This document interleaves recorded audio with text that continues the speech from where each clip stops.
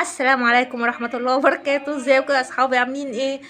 وانا في زيارة لصديقي الفنان، ارجعي مش هقول لكم على اسمه. ارجعي شفت القمرايه ديت فقلت لا عيب، ما يصحش اشوفها لوحدي، ارجعي افرجكم معايا.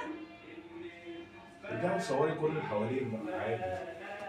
ايه رأيكم؟ الحمار هي لسه ما خلصتش على صوري فكرة، الحمار والمرسم بقى كله بقى خلاص بقى.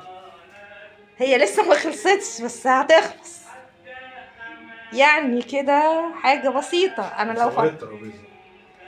انا لو فرجتكم على بقية الحاجات هتنبهروا، بس انا يعني حبة حبة عشان ما تتعبوش معانا.